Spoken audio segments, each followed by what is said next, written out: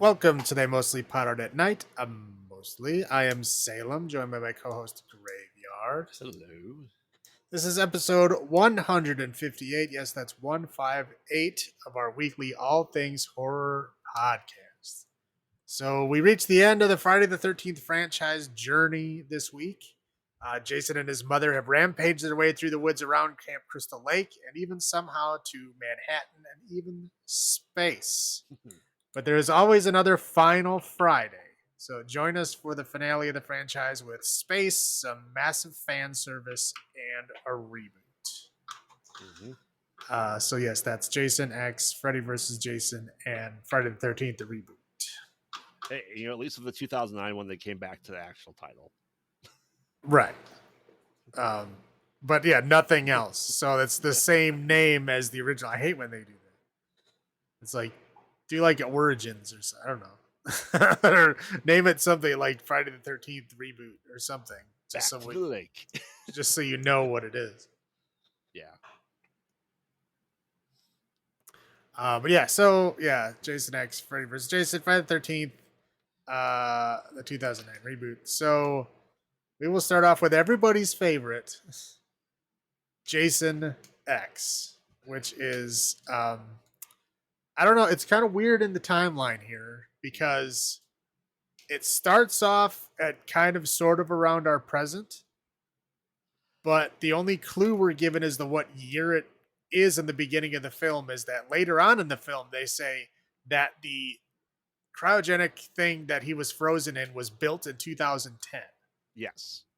So we know it's sometime after 2010, which means that all these other movies happen before this one does. Yeah, and based off my notes, as you know, I've been keeping track of times, that actually still checks out somehow. Yeah, again, they never tell you how long the things are happening for. So it may be a year, it may be a decade. You don't know. So anyway, yeah. So basically, beginning is Jason murdering people as he does. He gets somehow captured and put in a warehouse with chains and stuff holding him down. And they never explain how they capture him. No, they don't. But we do at least get a reason as to why they are doing that. And it's because they're trying to because he's like a murder machine that can't be killed. They're like, hey, let's check out his blood and see why he can't be killed. Maybe we can do something medical with that. So they put him in a warehouse, chained up with an armed guard. And of course, as Jason does, he gets out and he murder people and then, murders some more people down a hallway and then finally chases the final woman of this era, right? Into a cryogenic chamber where she manages to trick him into the cryogenic chamber and then goes to the glass to kind of rub it in his face, and he stabs her through the entire cryogenic machine. Which should be pretty damn thick. Right. I mean, I don't think a machete, the machetes are not made to last. No. So I don't think they would have the strength to do that. But again, this is Murder Machine Jason that never dies. So again, machete, I guess, longevity is kind of out the window. It doesn't matter. So because he stabbed through the cryogenic machine, he does get frozen in the machine, but the woman in that room also freezes. And the entire room freezes. So obviously this thing was cranked up with some power to be able to cryogenically freeze an entire room. And then apparently no one checked in on these people ever.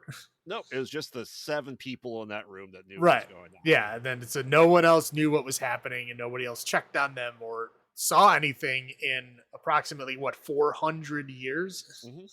So 400 years later, apparently a salvage team finds this cryogenic room. They open it up.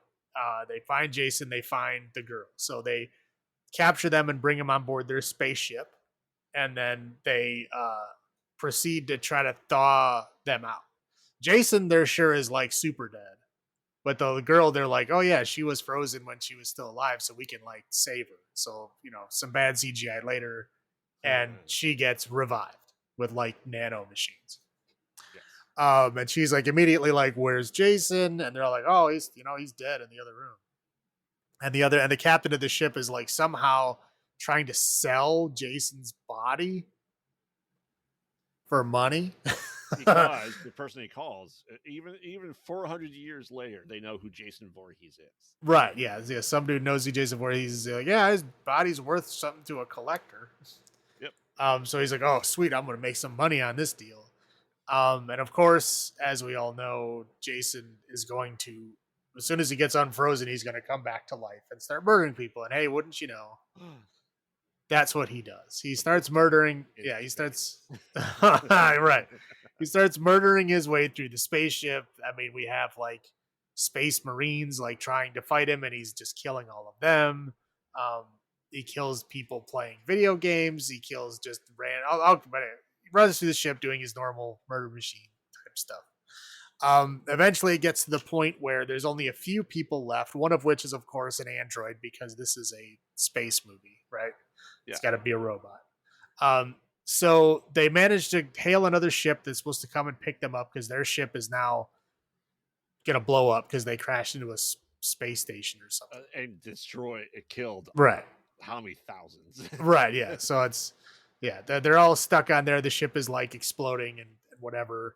The ship comes to get them, and like I don't know how many sacrifices does it take to get onto the ship. Like the android sacrifices herself like twice. The one like head marine dude sacrifices himself. He does it like 3 times. In Right. I was gonna say like he does it once and then he comes back. He does it again. Like yeah, it's never ending. Yeah. So yeah, he finally dies, and then Jason explodes or whatever. And then somehow, even after he explodes, he still gets onto the ship. Yeah, again, the head dude like blocked him like 3 times, but somehow he still gets on anyway. But he's dead. He's only got like they rip off one of his arms and one of his legs, and he's very dead. And so they knock him into, of course, the medical table, and then leave him there. Yes. As good medical cables go, they automatically, sporadically turn on. Right. Yeah. Whatever. As it's like the bed is broken on the ground. Yep. And it still somehow functions. Yep. So yeah, it goes, oh, Jason can be repaired. Oh, he's missing a whole bunch of stuff. Let's just make him a cyborg robot murder machine, including a metal mask somehow. Hey, the nanobots are that smart. Know what? The mask is part of his DNA. Right. You're like, you know what? This guy really likes masks. We're going to give him a nice mask. So, he becomes like a cyborg super soldier murder machine. And then starts, murdering more people. So then at least he has 2 functional eyes for the very first time. Right. And then so they're like, yeah, we got to get off this ship again. So a couple more sacrifices later, they're about to get off the ship. They do somehow trap him in a virtual reality simulation of like the 1980 Camp Crystal Lake with like, complete with naked teenage girls. I only bring it up because a lot of people always mention that part. Well, I think they're trying to they tried to redo the justice of the neutered sleeping bag scene. Right. Yeah. So yeah, again, he murders his way through the virtual reality thing. He somehow sees through the illusion and sees the woman, that was in the cryogenically frozen stuff through like the one-way glass somehow. Mm-hmm. And it snaps him out of the virtual reality thing, fight. And then they somehow explode him and get away. Yes. And that's it. I don't know if there's anything else. Now without the guy the Space Marine leader coming back and body slamming into orbit of Earth 2, and his mask falls to the bottom of the lake. Right. Setting up a sequel that never comes. Right. Yet. Yeah. Correct. Yet. And hopefully never again. I don't know. We'll see. This one's more fun than some of the other ones were. Yeah, I for think me, for me, it's more fun than a lot of these other ones were. what's really interesting about Jason X is if you ask anyone what their guilty pleasure horror movies, a lot of people say this movie. I don't know about a guilty pleasure. It's just if you're watching the franchise, this is fun because you're like the last three of these are so fucking bad. And it's like, wow, you finally get one that, like, yeah, it's cheesy, yeah, it's stupid, but at least it did something different and something interesting. Mm-hmm. So I will say that. Yeah, I mean, this is the first Friday the 13th I saw in theaters. Was this? I don't So think I've ever seen any of them in the theater. yeah, I saw all three of these in theaters that we're reviewing. So, I'm sorry. well, I enjoyed a couple of them. So, the rewatches maybe not as much as the first time, but I mean, do you recall when you saw this? I mean, you were already off the Friday the 13th boat, really, at this point in time. I was, again, I was never really on it. I've never really been a fan of this franchise. I'm not hiding that fact. Mm-hmm. It never really did anything. Like, the first one was okay. Yeah. The second one was meh, and then after that, I just didn't care. Like I said, I tried watching the whole franchise once, and I got to like 4, and I'm like, I can't do it. I can't do it anymore. Yeah, but I know you've seen this one before. Yeah, this one I definitely have. Yeah. But was it? Do you think it was close to of it coming out on like home release, or was it like years later? Wow, I don't know. I want to say it was probably like on HBO or something. Mm-hmm. I'm pretty sure. I don't think I actually spent money to rent it. And if I did, it was like somebody else rented it and I watched it at their house or something. Yeah, But yeah, I don't. I wouldn't have spent my own money on this film for sure. yeah. It's one of those movies that you just put on. You would put on at a party. If you're gonna put on Friday the 13th, it's either going to be the original or this one. Quite honestly. Right. So, do you want to do your highlights first? Hey, sure, why not? David Cronenberg is in this movie He is. for like a minute, but he's still technically in it. Yep. I appreciated that there was a realistic reason why they captured him. You know what I mean? Like, okay, I mean that kind of sort of makes sense. I wouldn't really keep a murder machine chained up, but like at least it makes kind of sense, right? Mm-hmm. I did appreciate the space and the sci-fi elements; those are fun. The android, fun. I mean, cheesy as hell, but still fun. Hey, she just wants nipples. um, and I will say the practical effects in this movie were fun. They were pretty good. When they were there. Right. Yeah. Again, I've already said they had some bad CGI, and that'll be on the other side. Mm-hmm. And again, there's better continuity in this film than there is in like I don't know the last 5 or 6 of them. Mm-hmm. There's of course goofy parts in fucking space and shit like that with androids and all that kind of stuff, but at least it like follows its own rules, which okay, at least it does more than the rest of it. There's no wacky mind powers or fucking whatever ghost people coming out of the lakes and stuff. There's none of that. It's just murder machine in the future. That's all it is. Yeah. That's all I got. Yeah. For me, it's 2010-ish to 2455. And they go, she's been frozen 450 years. Your math's a little bit off there, but close. Maybe space math is different. I don't know. But maybe they don't know what year it is. Yeah, that's true. As you said, Cronenberg. I think the title was interesting the way they did it. Honestly, the best kill is the freezing of the face in the cryo. Yeah, you think so? Of the kills, yeah, is definitely the best kill. I think that everything was fine until he was awoken by premarital sex. That was just it's a laugh right there. And as you said, they play by their own rules, but it's really funny because this is the first time that him coming back to life actually makes sense. It's nanites. Like, Well, the first time he comes back, it is not explained. yeah, But like when he comes back the second time after he's killed in this movie, yes. right, right. And, like that actually makes sense of why he is able to recover from it. All the other times, it generally doesn't make sense. So I do appreciate it. That nanites make sense. That's all I have. I'll roll into my low points. Uh, Bad CGI is really bad. Like I remember seeing this in theaters, and it was bad for 2001 as Oh well. yeah, no, it's bad all around. And and I always say people are like, "Oh, it's early 2000s. CGI wasn't that good back then." It's like, dude, Jurassic Park was already out. For 9 years, Right. you're I right. was like, Jurassic Park was out for a while at this point. You cannot tell me that CGI was not good at this point. It's like they did not try. Well, what's really interesting is they have like really bad CGI of like the guy spinning on the corkscrew, whatever that you want to call it, there.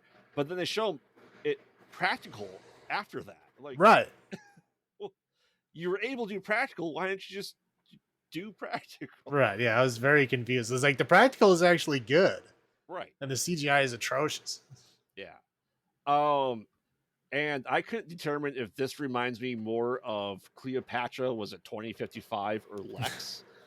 Because it is that like cheesy Canadian sci-fi late 90s MTV or sci-fi show feel to it, Yeah, no, yeah, I'll give you that. except with nudity. Very little cussing though, which is surprising. And there's not that much nudity either, but Yeah. Um and once again, I said I really wish I knew how they captured Jason and why they felt one guard would ever be enough. Like, what did they do? Because they've tried, like, oh, we tried electrocuting, we tried lethal injection, but they captured him. Like, how? Like, I've never really seen Jason be capturable. they probably just put like like a naked teenager under a box, and then when he went under the box to kill a teenager, they just pulled the stick and then he got stuck in a box. maybe, maybe. Yeah. And the guy that the teacher calls, that wouldn't be Jason Voorhees, would it? Voorhees, like, I'm not sure we know all the people that may have killed people 400 years ago, but I'm not sure they would really know it at that point in time. Well, but again, how the fuck would the dude know his last name? Right. Is it Jason Voorhees? He's like, yeah. Like, how do you know that? He's not wearing. He doesn't have a wallet with an ID in it. Right. Yeah. It's interesting, like like when they went to that cryovac facility on this desolate Earth, it's like the only building left standing. Right. It's just bizarre. And like I said, nanobots or nanites recreating his mask. Why? I don't know. I don't know if they implying that the mask is his DNA at this point. Who knows? It just makes no sense that they would just make an entire mask. Like partial face, sure, I would see that. His half his head was gone, but not his entire mask.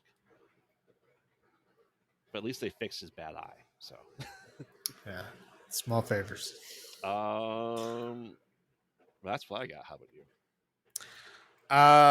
Hockey players are breaking the law, man, Mm-hmm. because hockey was outlawed in 2024. That is true. So that's been an entire year of hockey players breaking the law. Now, I understand it's a horror film, and of course, there's got to be scantily clad women. That's part of the deal. But like, they're supposed to be like working in a lab, Mm-hmm. and they're like hardly wearing any clothes at all. It's the There's like, future. Everything's hotter in right. space. I'm just like, the dudes are still wearing normal clothes, Mhm. but the women are wearing like nothing, and I'm like, Reverse corsets. yeah, I'm like, don't you wear a lab coat or like some kind of protection? Like you're dealing with like cryogenic shit, like nanites. You don't want to like put bare skin on everything. No, I no, was just it like, drifts just to the under boob. right. I was just like, this is very confusing to me. I mean, I guess I was expecting too much out of a future Jason movie, but Mm-hmm. I was just like, what the fuck are these people wearing? But it's like all of them, every single one of them. Yep. Yeah, and again, the CGI was terrible. The fucking space stoner, like, Uh, come on, dude. He's supposed to be again working in a fucking lab, and the guy's like getting high and playing video games. Like, how the fuck did this guy even get here? It's a great question. um. Okay. So yeah. So they talked about the Microsoft Wars, Mm-hmm. which I thought was fucking cool. I'm like, yeah, we should have some Microsoft Wars. I'll fight Microsoft. I hate Microsoft. Um. And then okay, they're shooting bullets that can like blow holes in walls and like knock him through walls and shit like that. Like, aren't you afraid of putting a hole in the hull of the ship? I mean, you would think so, but Solaris, if something gently breezed on it, it would blow up. Their ship was like indestructible, though. So I'm just saying, like, she shot through the wall and kicked him through the wall that she shot holes in. mm-hmm. And I'm just like, how is this not going through the hull in some way? Like, this movie in reality would be very short. As soon as they started shooting, it would just hull breach and everybody would get sucked through a tiny hole and die. Yeah, you think they have like tasers or phasers or something that Yeah, something. Or frangible rounds that don't or pierce stuff. But dissipate on metal. right, something. And then of course the ridiculous android action was again, she's the only one that really gets to use her gun in this film. Like all the Marines just like die before they can do anything at all. But yeah, she shoots like a lot of guns a lot of times. Hey, and she was cool and turned it sideways once. Yeah. And she was, but yeah, it was fucking ridiculous. She was like spouting one liners like the whole time. Like, you're a fucking robot. What are you doing? Mm-hmm. Yeah, that's all I got. All right. So, well, I guess we'll still do barnyard weapons. There's not really any barnyard weapons in any of these movies, but that's what we're doing, and I'm sticking with it. Yeah, we usually stick it with the same. When it's the same franchise, we generally stick with the same autos. Yeah. So, graveyard. What would you give Jason X? This is a hard one to place for me because I'm looking back over stuff, and do I like it better than Jason Goes to Hell? Is really the question it comes down to. Man, I don't know. I kind of have to be in the mood to watch Jason X, quite honestly. So, is it better than Goes to Hell? Yeah. Is it ever so slightly? So I will give it 2.5 Barnyard Weapons out of 10. How about you? Again, I like this one a lot more than I liked a lot of the other ones. I'll give it a 5. Wow. 5 barnyard weapons out of 10. That's your highest one in some time. Well, yeah, like again, it's like after watching like 6 terrible fucking movies. This one is also terrible, but not as terrible. So it gets heavily weighted. Yeah. Well, I think the sci-fi helps a lot for you. For me, yes. A lot of heavy lifting. Yes, it does. It for sure does. Because I love terrible sci-fi movies, and this technically qualifies. So. It does. That it does. All right, so now we fast forward to 2003 and get the fucking fan service horseshit that we call Freddy vs. Jason. Take it away. Oh, I may have nostalgia for this movie, so I'm not shocked at all that you would enjoy this film. Yeah. Not saying anything negative about it. I'm just saying like you like the fan service type stuff. Well, yeah, we'll get into it, but yeah, 2003, and it's technically 2003ish in this timeline. If we say the timeline continues, so this takes place before Jason X, and really even Jason Goes to Hell, quite honestly. But yeah, so essentially, let's call it what it is. It's a Nightmare on Elm Street movie above anything else. It really is. Essentially, the children of Elm Street in the town of Springwood, Ohio, forgotten who Freddy Krueger is, so he's mad. So he finds Jason in hell and sends him on the rampage to start killing people to make in Springwood, Ohio, and on Elm Street to make people remember who he is. It's only been, as they said, a couple of years since Freddy. Essentially, I think they said 4 years since last sighting of Freddy. Right. Um, Yeah, I have a lot to say on that, but we'll get yeah, there. we'll get there. So essentially that's happening. So he wakes up, pretends to be, Jason's mother, sends him over there to wake up. He just wakes up, and this is why I'd say canonically it could be anywhere because he travels there. Who knows how long it takes for him to get there from New Jersey to Ohio? Maybe he just teleported. Who knows? But he didn't kill anyone along the way. You think there'd be like a body trail from New Jersey to He probably Ohio? just hitchhiked. Yeah, he hitchhiked there. Yeah. But he's tall and blue now. Uh, and so all these murders start happening. Go to the main girl's house. People are boning. Guy gets like stabbed and bent up in the bed. And people like, oh man, this is just like Jason, or this is happening again. Is it Freddy Krueger? As the cops say out loud, which they don't want anyone to know. And they're like, wait a minute, Freddy Krueger. And then they say his name, and he starts gaining power. They're like, okay, knowing his name and remembering him, I think, are very different things. But anyway, We'll talk about yeah. So anyway, that's happening. Jason starts killing and more because he's just a rabid dog that can't get put down. And the same rules apply. Nightmare on Elm Street is here. They realize like, hey, maybe if we bring Freddy into the real world, we'll make them fight each other because we can't stop this guy and we can't go to sleep. Oh, by the way, this chick's ex-boyfriend from when she was 14 is in essentially the clinic from Dream Warriors and is on Hypnocell, and it's like, oh man, we gotta get Hypnocell, and like, oh great, let's bring him to the real world, all stuff while it's happening. Jason's killing, he's essentially killing people and stealing the kills from Freddy, so Freddy's getting really pissed off. Essentially inhabits the stoner and then knocks Jason out for him to go sleepies to dream, so he can start beating him up and realizing that he's afraid of water for some reason, as he's never been before, except it. if Yeah, we'll talk about it. Jason takes Manhattan. So anyway, like, oh man, this is happening, and like, oh, we gotta save him. We gotta bring him back to Crystal Lakes. They start driving there. They pull Freddy out of the dream world into the real world, so we can have the epic showdown of Freddy versus Jason. And they just start beating the shit out of each other, like stabbing multiple times. Canisters. It's kind of going back and forth because let's call it what it is. No studio wants their villain to be dead forever or to lose. So, essentially 3 fights, they take it. All the while, people still dying. There's left. So we're left with the final girl, her boyfriend, and then they're trying to fight, and they're slashing each other.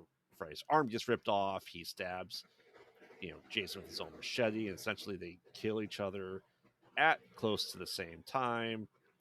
But Freddy comes out, and then the main girl chops off his head, and everything's okay. Jason comes out of the lake, healed because he's in his lake, carrying Frey's head, who winks at the camera, laughs, and the movie. Yeah. That's about it. I said I distinctly remember seeing this in theaters. I remember getting the tickets. I was having a garage sale, and I'm like, I just read the Freddy versus Jason's out. Hell yeah, I'm gonna go see it. I was not disappointed when I saw it at that point in time, as I was still huge on my Freddy kick. Um, I watch this probably every other year. Now, I don't know. You said you didn't see it in theaters. Do you remember when you saw this though? I don't know. I don't remember. It was, I think somebody made me watch it.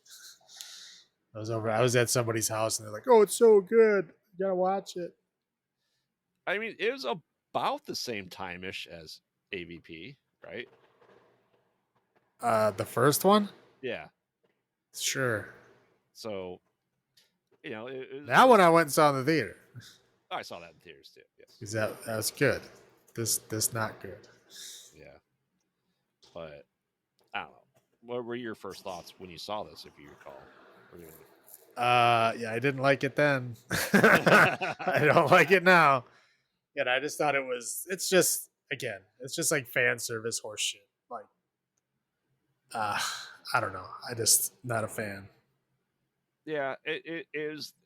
Like I said, it was teed up, and Jason Goes to Hell to have this rematch, and people have always asked what it would look like, just like people always ask what Alien versus Predator would do, and we finally got it in early 2000s, for better for worse. Well, the reason why they talk about that is because they're owned by the same company. Hmm. And Predator 2 directly showed that it's in the same world that the aliens are. Yeah. So it's like it's a proven fact that even before they crossed over that they were in the same world. Right. Now this is just like, horror fans are like, "Oh, Freddy versus needs to fight Jason." And then, you know, they made a movie because people kept asking for it. But like they were not in the same world until the end of 9. Correct. Correct. Now, Jason and what was supposed to be the sequel to this, Evil Dead, were in the same universe because of 9. And there was talks for many years about the sequel being Freddy versus Jason versus Ash. But New Line Cinema goes, well, Ash can't win. We don't want him to kill Freddy or Jason. I go, but Ash isn't a bad guy. He's a good guy. Why would he not win? And it was, Well, and again, why are they worried about it? Because they kill them all the time, right. and they just come back. That's the whole thing.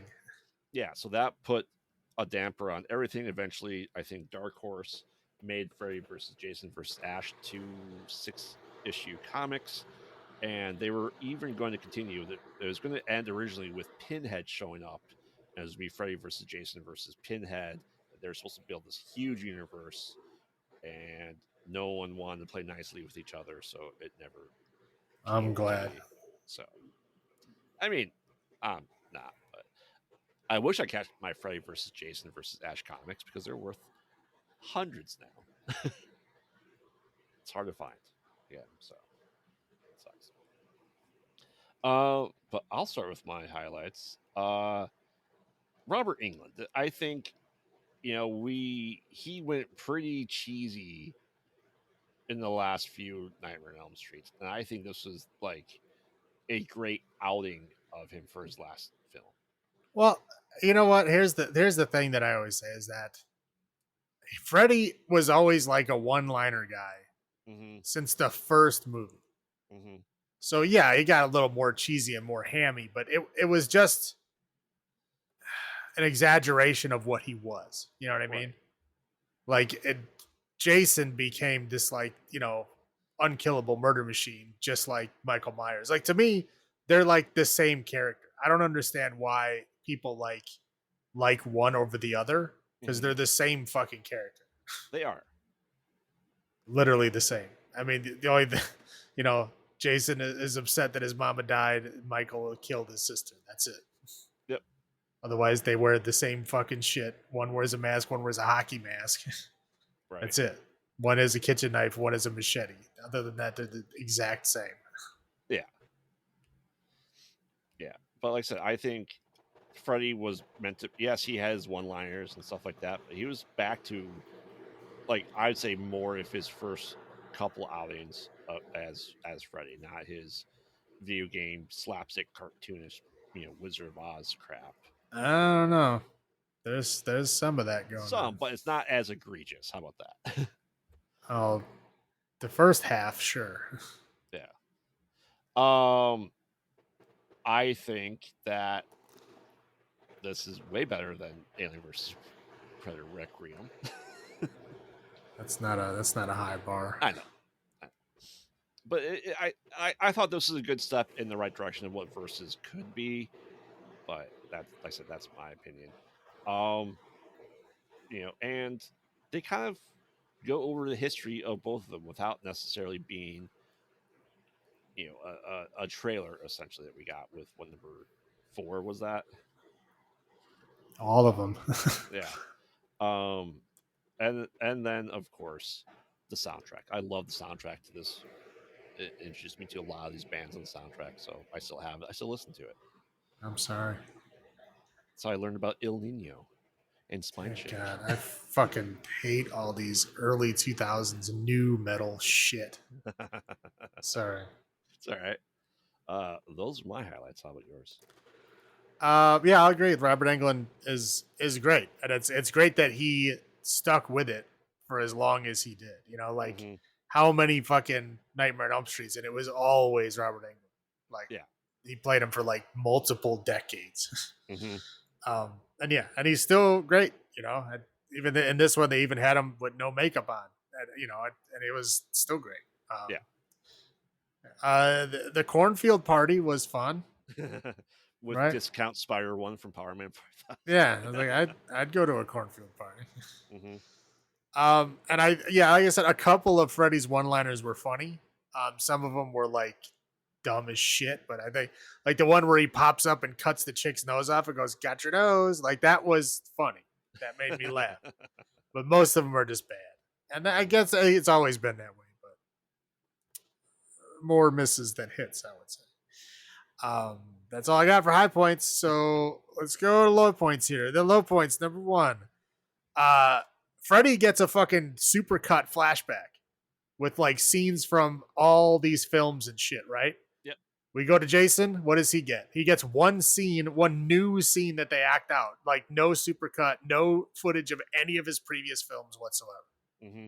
So like, did they run out of fucking money? they couldn't buy clips from his previous films or something. Like it's weird that they do it for one and not for the other. I mean, yeah, that's true. Okay, number two. Everybody forgot about Freddy. Oh, wait, except for the cops. Oh, wait, except for the parents of the kids. Wait. What about the other fucking teenager? Like everybody fucking knows Freddy is still there. What is he talking about? Yeah. Oh, everybody forgot about me. No one forgot about you. The only people that forgot like didn't know about you. There's it. You're like, of course there's gonna be people that don't know about you, but like there's still plenty that know who you are. Mm-hmm. You know, yeah, they were taking drugs to like prevent them from dreaming, but like they still know who you are. And if that's truly what gives you power, then you should have been just as powerful as you were before.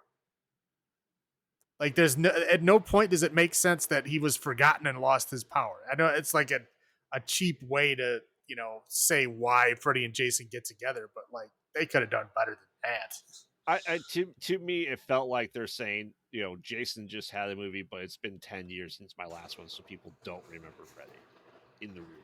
Is my best guess at that inside joke. I don't think like everybody knows who Freddy is, especially somebody that's going to go watch Freddy versus Jason. Of course, they fucking know who Freddy is. Yeah. It's dumb as shit. And again, like none of his other films did he need people to believe in him. And in fact, most of a lot of the films that he had, nobody knew who he was, and they had to find out. Right. So how the fuck does he now all of a sudden need everyone to believe in him? Like he's fucking Santa Claus. Unless a certain amount of people believe in him, he fucking has no power. It's dumb fucking shit. Just annoying.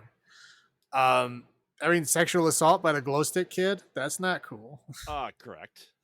Like, wow, man. Like, there's plenty of people at the fucking cornfield party. Why are you, like, trying to assault someone in the corn? Like, please stop. Mm-hmm. I know you dig it, but I do not. That early 2000s style and music, bad. Not good. What kind of dumbass name is Hypnosil? I mean, that was the name of it in number 3. So I'm just saying that's fucking stupid, and the whole point of it was fucking stupid. You cannot prevent dreams from happening. It's just not a thing you can do. And if you did, they'd probably be dead in a couple of weeks because like your brain needs to dream to sort its fucking shit out. It's like a reset, right? And like if you don't dream, you'll the people in a coma because they're not dreaming. That makes sense to me, but like. These other kids, like, oh, it's been years and I haven't dreamt at all. Like, bullshit. Actually, I can see them not remembering their dreams. Right. Again, but like, no, you don't dream at all. Like, how are you gonna fucking control that? Hey, the FDA didn't approve it, so yeah. Yeah. The CGI was fucking atrocious. Did not like it at all. Now, when we get to the actual fucking fight between Freddy and Jason, like the first fight when they're in the dream world is fucking horrible. Like there's literally fucking pinball sounds and like wacky fucking Looney Tunes fucking sound effects and shit happening. It's the biggest fan service pile of shit. Like it's terrible. I know people were probably standing up and cheering in the fucking theater, but like I hate this kind of shit. It just no thank you. Again, how the fuck is Jason afraid of water now? Like multiple films, he's like come from under the water to grab people. Like, yeah, he was technically like chained to the lake, so he couldn't get out, but he had no weakness or fear of the water. You know, like we had that weird fucking thing in Manhattan where like he somehow turned into a child when touched with sewer water, but like earlier in the film he was swimming in the ocean and he was fine. Mm-hmm. Like he was the I don't know again. We don't have to go back to that movie how dumbass it was, but like this one, like oh yeah, he's afraid of water. He's paralyzed and he can't move because he's afraid of water. Like what? Yeah. What the fuck are you talking about? Again, they're not sticking with like there's continuity. At least that is sign of some kind of continuity. Again, they did the same thing with Freddy and Jason. It's like they have so many films you could have pulled so many different things from, and instead they make up their own shit. Like they look the same, but they're essentially different characters. Yeah, between them, like 17 movies. Right. Right. That's plenty to pull off of. You know who these people are. You got all these storylines you could pull shit from, and instead they like make up shit Mm-hmm. that never happened in all the other fucking films. Like, why do they have to put it in this one? And I know people that watch this fucking movie are not watching it for the fucking plot, but like I do because I have to. And there is none. It just doesn't make any fucking sense. It, like if you're truly fans of either one of these franchises, you should hate this film. But no one does. Now this is just dumb as shit. Like she lays down to dream, but since she lays her head next to Jason, somehow she can get in his dreams. Yeah. Like absolutely nowhere in the rest of this film do they say you can join together in dreams. And then all of a sudden they're just like, oh yeah, part of our whole plan is I have to get into Jason's dream and pull him out. Like who came up with that plan? How does that make any sense? It doesn't make any sense at all. And then they're trying to keep him asleep. Like, why don't you just let him wake up? Like, what's the point? I mean, I know you want the murder machine to like stay asleep until you get to where you're going, but like, why are you going into his dreams at all? Right. I know they're trying to set up the ending of like, oh, he's scared of water, but they failed. Oh, Um, it's all just set up for the ending. yeah, and again, like there's some bad lines in this film, like throwing around dark meat when he's trying to fight the black chick, like using the F word, the not the FUCK word, the other one I'm not going to say. It just kind of cringy, man. It's like why you need to say that shit in this movie? Like none of the other movies you say that kind of shit. Why are they bringing it up in this one? Like they're deliberately trying to make people hate him. I don't understand that. And then in the final fight with Freddy and Jason, like I don't know who was setting up the blood squirters under their clothes, but they should not have another film like to work on at all. Like they were horrible. They were squirting in like all different directions. They were literally look like squirt guns, like squirting black water. It was horrible. And like every time they even touched each other, it was like whoosh, like fucking black water spraying everywhere. It was just stupid. That's all. That's all I'm gonna say. That's all. There's more I could go on about, but that's all I'm gonna say. Yeah. Yeah, kind of like my low points here is like, the two guys get out of the mental ward, right? Where do they get their clothes? They just get clothes. Like the guys like clearly both put in there. Like wouldn't the parents be questioning like why their kids are out? What happened to them? It's just weird they just got new clothes. I do not like Jason's look. Period. Um, Well, they just made him Michael Myers essentially I know. in this one.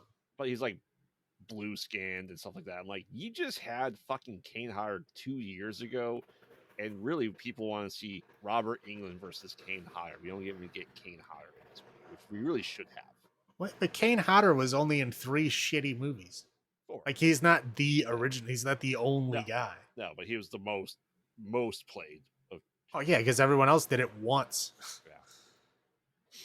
I'm gonna call him Discount Jason Mewes. Which one?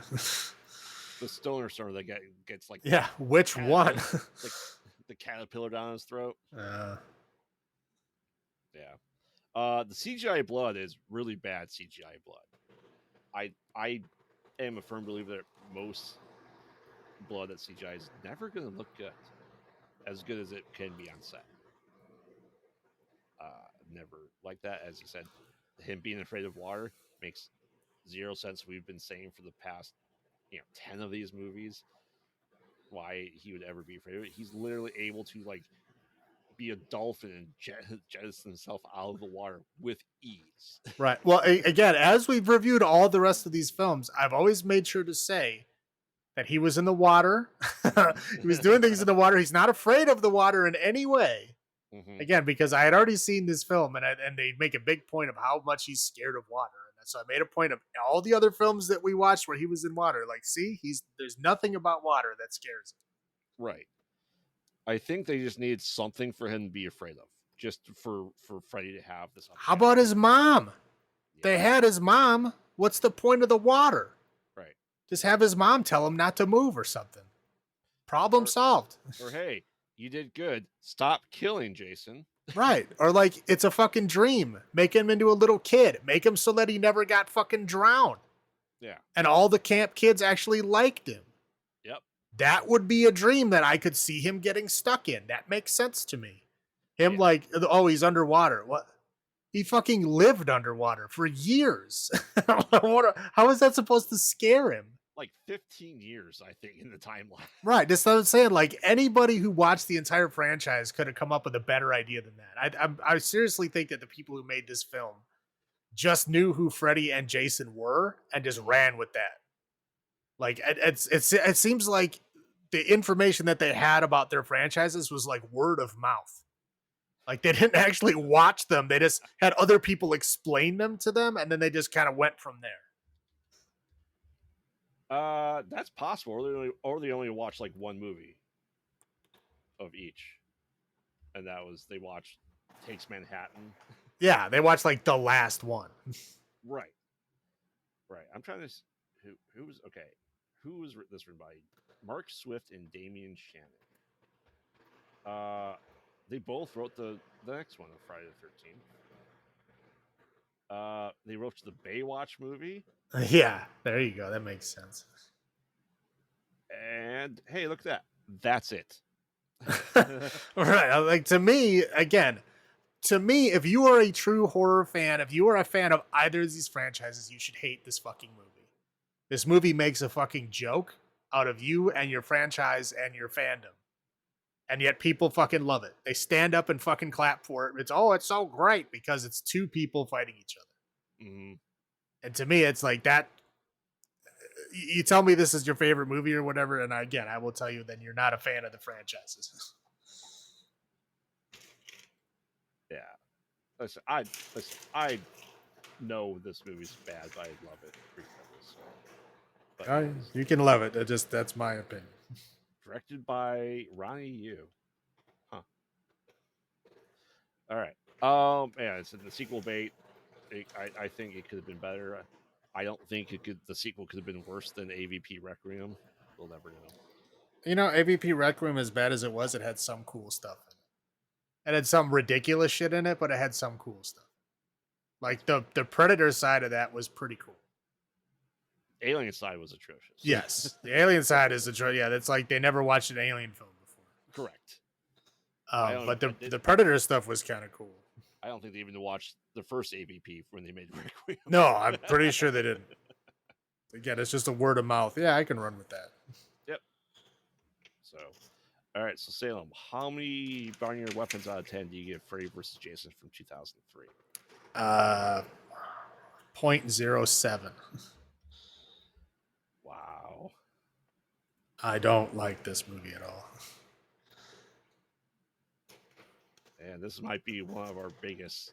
That's not gonna be our biggest spread. If I took nostalgia out of this, I took the soundtrack out of this, I took it for what it was as a movie, and that's what I have to go with. I'll give this 5.5.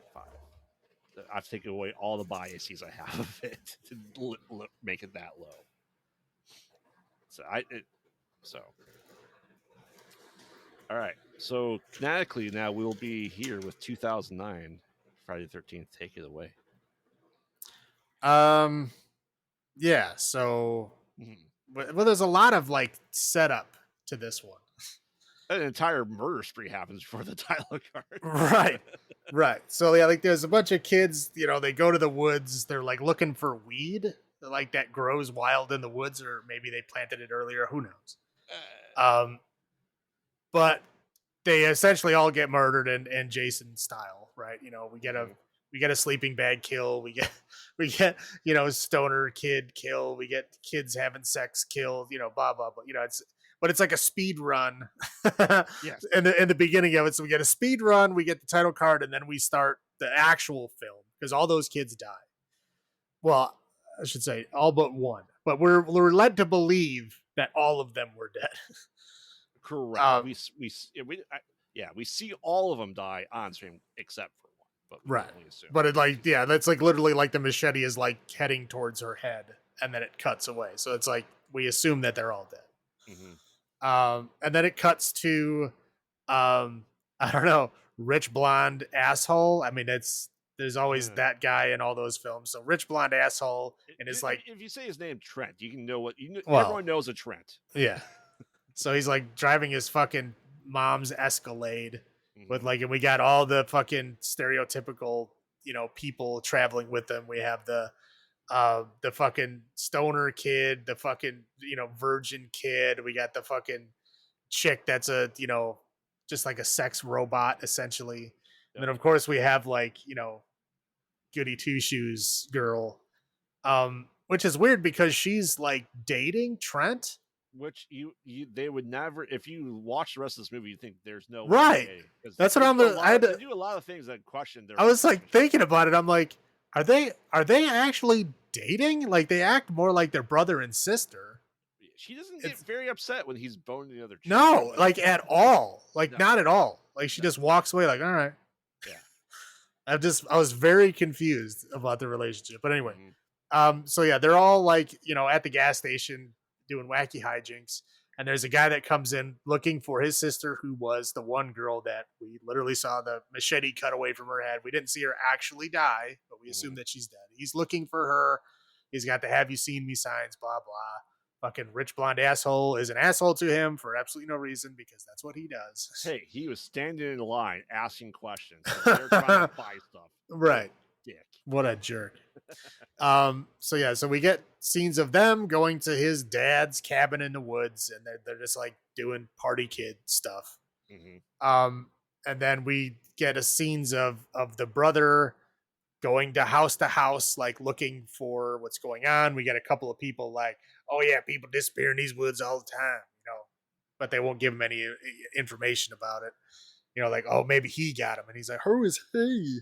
They just close the door, blah blah. He finally gets like a hillbilly dude who gives us hell of a foreshadowing. Like, I don't know, you'd have to be hit over the head with a fucking frying pan to not see that foreshadowing, I guess. Yeah. With the wood chipper. And yeah, he kind of gives him enough information of like, oh yeah, there's some guy that kills people. Maybe it was him. And of course, the next house that he goes to talk to is the party kid house. And at this point is when they all kind of break apart.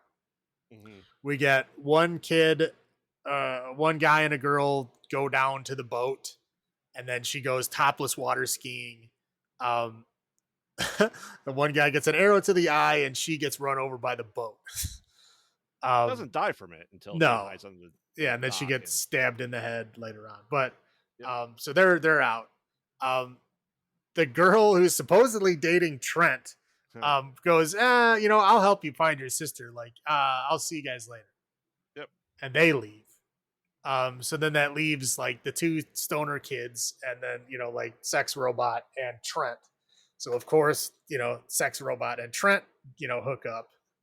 And then like the two stoner kids are just, being stoner kids. Yep. Essentially, I think they both of the stoner kids get lured out to the tool shed because they break a chair, and so they both get lured out to the tool shed and they both die in the tool shed like alone.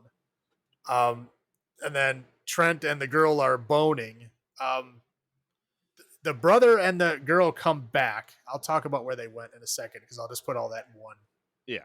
thing. So they come back, and yeah, she like obviously they're boning in the room. Like everybody can hear them boning in the room. And see them. And yeah, and see them through the window. And she like comes. This is supposedly the guy that she's dating. She knocks on the door, like, "Hey, have you guys seen anybody outside?" And they're like, "No, we're boning. Shut up." And he like turns the music up, and Yep. she's just like, "Meh, all right," and just like no reaction whatsoever.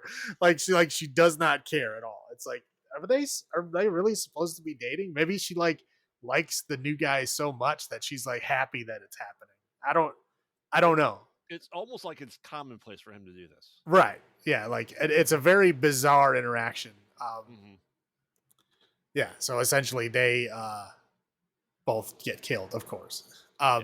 So then, so when they were looking for this happened a little earlier, but again, I'm just going to put it all together. They were looking for the sister, and they get to the old Camp Crystal Lake, and they're looking at all like the old cabins and stuff. You know, they end up stumbling upon like a secret passage underneath the thing. So they go underneath it, and it's like, I don't know, I call them hillbilly tunnels, right? Because it's like whenever there's hill folk in a movie, they always have weird tunnels. Yeah. Always. And so it's like, you know, hill folk tunnel. They go down there, they end up finding Whitney. There's a whole thing of like her escaping on her own and then getting away and then getting recaptured. That it's pointless, but and not getting killed in the slightest. Right. You're not getting killed. And again, they kind of allude to the fact, well, I guess they will just tell you that she found a locket in the cabin. And when you open the locket, it's apparently an old picture of Jason's mother, and she looks like identical to Jason's mother. And Jason has picture scratch outs. We don't know what he looks like. Right. So he won't kill her because she looks like his mom. But he'll keep her captive.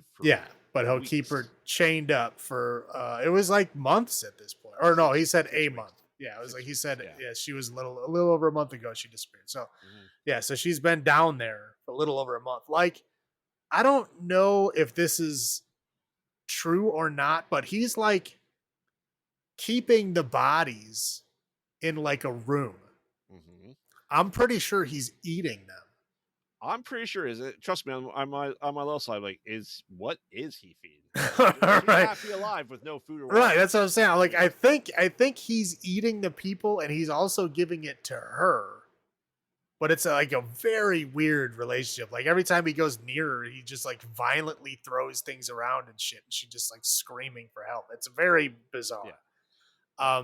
But anyway, so we're back down to she's back chained up. So Goody Two Shoes girl and brother end up finding her down there. They get her unchained or whatever, and then they running through the fucking tunnels because of course Jason comes back and is chasing him through the tunnels. As they're getting chased through the tunnels, Goody Two Shoes girl gets captured and killed. Yep. So now it's brother and sister, and they're chasing around. They end up in the barn with the fucking wood chipper. You know, fight, and of course Jason gets a chain around his neck, and the chain gets thrown in the wood chipper, and then he gets dragged in, and then the top of his head gets put in the wood chipper, and then she also gets like stabbed and shit. Right. And then they dump his body into the lake. Right. And he pops up. Correct. Not in the dream sequence, seemingly. No. But that's it. Yep. I don't think there's anything else. Not really, no. So I know I saw this in theaters. You've seen this one, right? Yes. Okay. I mean, what is your first thoughts? Like, do you think this is a good return to form after all this crap? Yeah. I mean, actually, it's like this one is better than I would say, like at least 80% of the franchise. Like, I mean, seriously, it's better than 4 through 11. You know what I mean? Well, probably better than 3, maybe better than 2. Probably about the same as 2. But yeah, it's interesting. They make it interesting again. They Hmm. got to get rid of all the old horse shit and just start over. Not technically. I mean, it could technically be tied in. We don't know at what point they diverge. It does diverge at some point, Hmm. but it's at what point we don't know. Um, but it's yeah, this I feel is much better than the other ones. I was like actually like looking forward to the next one that was supposed to be the sequel to this, and it of course never happened. But again, this movie made me interested in the franchise again. See, I'm torn with this one. We'll get into that, but to me, like, I like it. It's Don't tell good. me it's the same reason why people don't like Halloween that Rob Zombie did either. Oh, we'll get into it. The reason why I don't like this one generally is because Michael Bay, but that's parts of it. But do you want to do your highlights first? Sure. Okay. Um, again, they went out of their way to close the continuity gap between one and two, Hmm. and I really appreciated that. Like, it's like between one and two, it's like you're left wondering, like she was acting like he was dead the whole time, and when she was talking to him, it was her own voice talking back.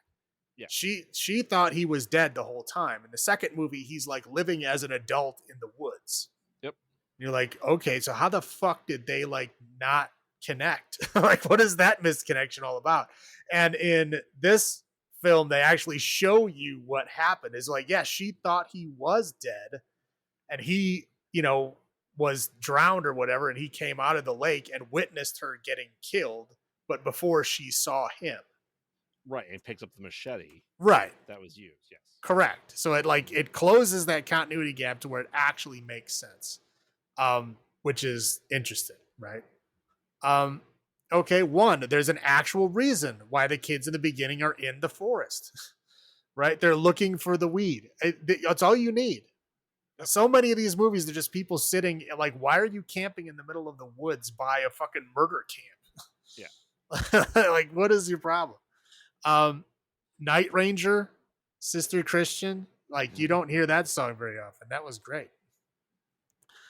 I know I like this kind of new version of Jason. This to me is like, the other movies he was just like an automaton, right? Yeah. He's just like a murder machine that just walks slowly and then murders everything in his path. Hmm. Again, that's fine, but there's so many other slashers that do the same thing. There's nothing interesting about them. There's nothing interesting about most of the slashers. They're just a guy in fucking coveralls with a mask killing people. That's it. Hmm. And this one is like he's more like malevolent, right? He actually has like some skills. Like he killed somebody with a fucking bow and arrow, right? It's like he actually can do things. He's like he tortures people, right? He practices hatchet throws too. Right. Like, but like he like ties the girl up in the sleeping bag over the fire, traps the dude, and makes him watch her slowly cook to death. Yep. Like that's shit that he didn't do before. And all the other movies, he just like murder and walk away. That was it. That was all he did. And this one, he's like, fucking with people. He's like making them suffer. Again, this to me makes more sense as somebody who's murdering camp counselors because he thinks that they, one, let him die and two, killed his mom. This is how someone would act if those things fucking happened to you. Hmm. Right. So to me, it makes more sense. The Hives, that song was good. I liked it. Again, and he wasn't dumb. Like a lot of the other movies, he's just like, again, an automaton. He's just a dumb guy, like that easily tricked, easily lured and baited, like just, mindlessly goes wherever there's something to stab. And this one, yeah, he's not dumb. You know what I mean? Yeah. He's fucked up and disturbed, but there's something behind that mask, right? Right. And that's again, it makes that character that much more interesting. Again, I love the Hillfolk underground lair, with all the traps and alarms and shit like that. Again, that's somebody that's fucking haunting a place that's like murdering people that come near the place. Yes, of course he would have all that shit set up.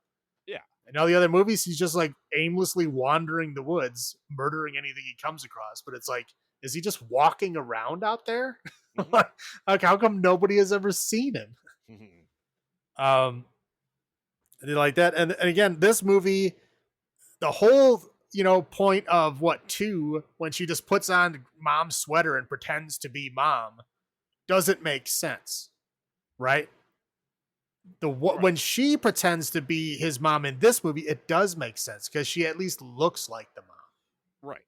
right? So again, it closes another continuity hole as to Hmm. why would Jason think that's his mom just because she's wearing the sweater? She looks nothing like his mom, and in this one, it's like, yeah, she looks like the mom. It makes sense why he would like, think twice before stabbing her, and I like that. But that's all I got. Yeah. So okay. So this is a reboot. I will never call this a remake. In my head canon, this still fits in the timeline as a whole. Um, well, here's where I'm going to cut you off because at some point, sure, at some point this could have branched off and been part of the original continuity, but like not in the later ones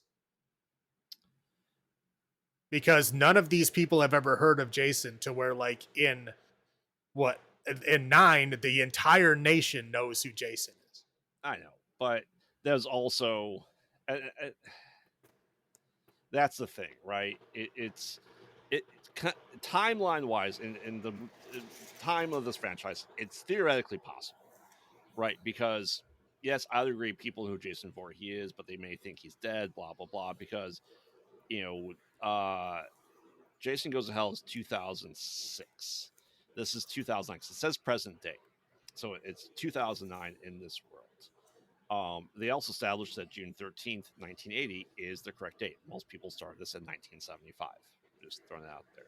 I just continue this as a story of Jason before he gets captured by what happens in Jason X in my head. Again, there's so many things about the character that don't fit with any of the other films. I just want a franchise that doesn't have a new timeline. That's why I'm putting it all in one. I mean, it can have a new timeline, but and I don't see them all being the same time. Yeah, it's a hell of a Um, stretch. yeah, and there's definitely more to Jason in this movie. He's actually a lot more brutal too. Right. As you said, torturing people. That is new levels of murder.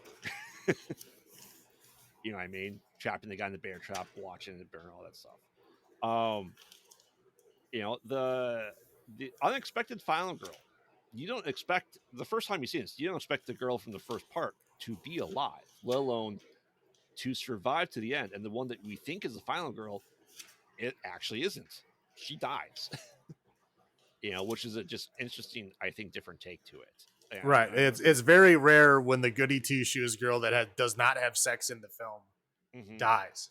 Yeah, she didn't have sex, she didn't drink, she didn't smoke, she did nothing, Right. and she dies. Um, so like I said, it's interesting. I don't know. I understand what they're trying to do with the ending. Is it a real ending or is it a dream? It's an homage, but it's not. I like to know if it was real or not. You know what I If mean? you're looking for real answers in this franchise, you're I know. way too late. I was you said the sequel that never came. Kind of wish that there was one to explain that. As you said, some of the songs were really good. Um, I'll roll my low points. Michael Bay, uh, the Trent and the Stoner Kids, the caricatures of people were in this heavily. Don't like that.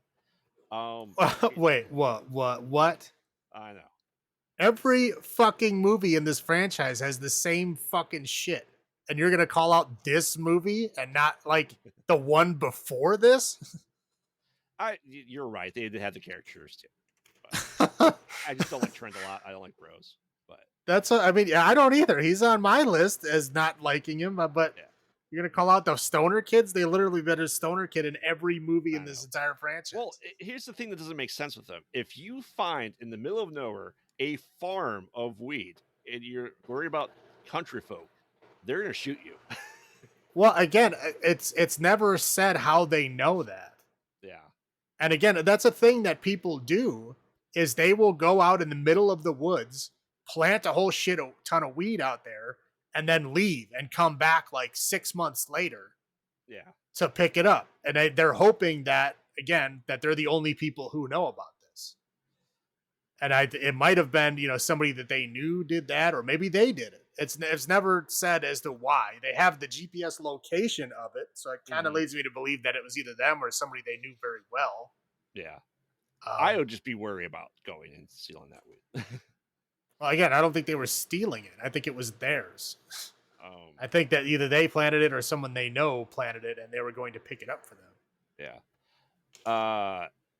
This is you can tell Michael Bay's name's attached to this because there's lens flares at night. Don't shine a flashlight. Everybody always talks about lens flares. I don't really notice them that much.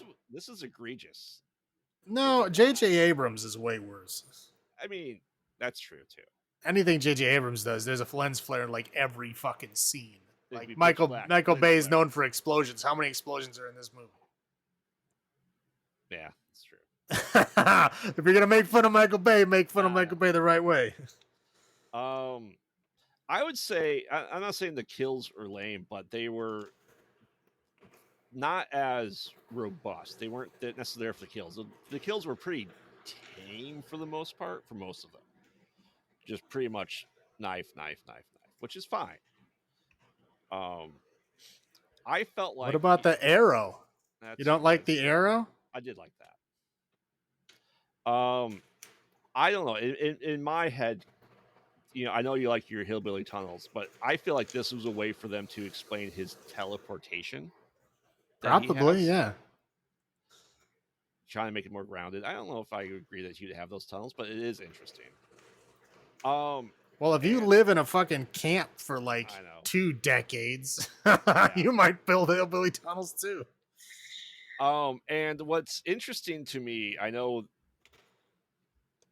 if you would have replaced Jason Voorhees with Leatherface, it almost fit this movie too. That's all of these movies. I'm saying. That's what I'm always saying is Jason and like Michael Myers, they're like cut and paste. Yeah. They're like the same fucking guy. There's like, again, Leatherface is the same way. Leatherface at least is like insane.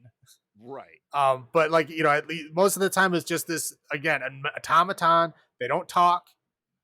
There's no interaction. They just walk and stab, and that's it. There's nothing. And then sometimes they die and sometimes they don't.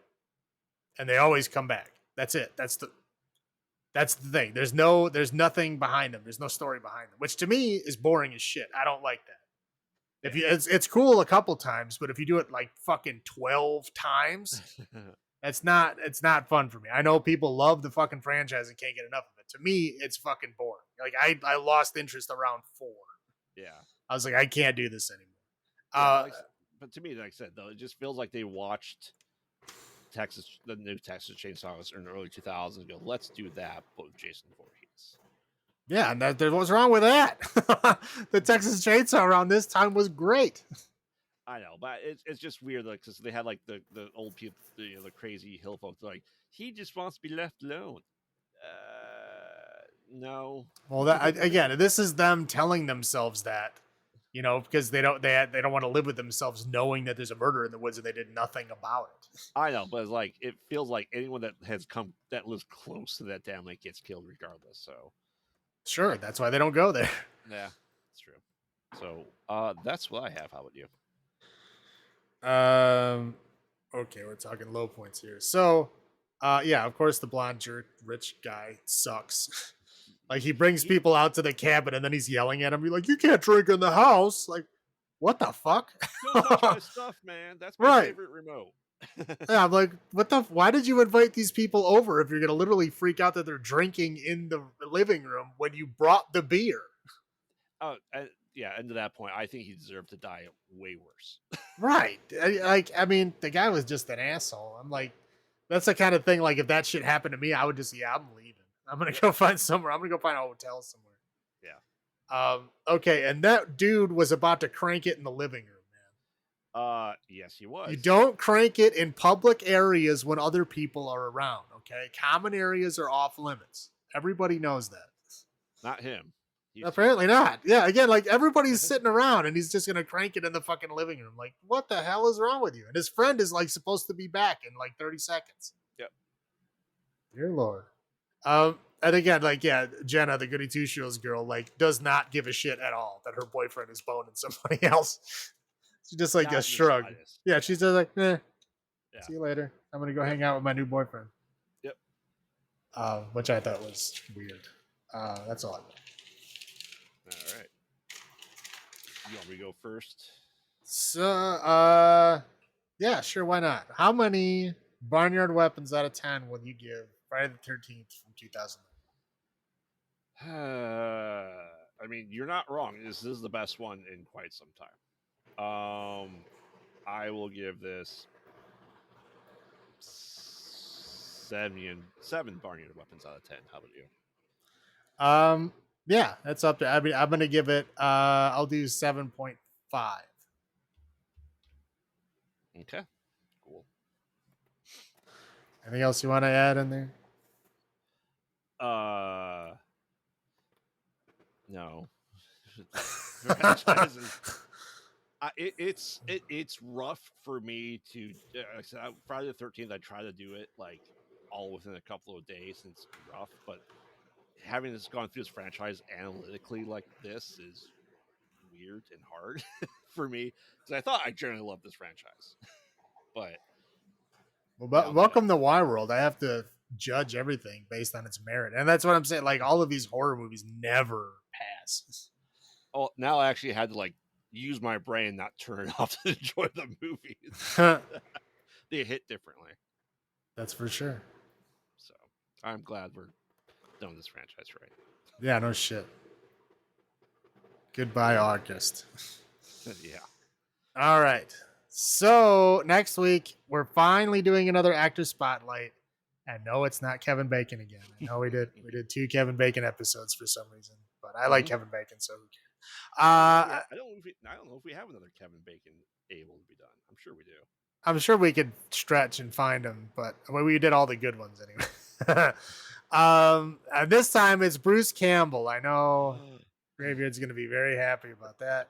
He may or may not have picked that. But yeah, so this time it's Bruce Campbell and some of his not Evil Dead horror performances. So if the chin doesn't kill you, making love the Bruce Campbell way certainly will.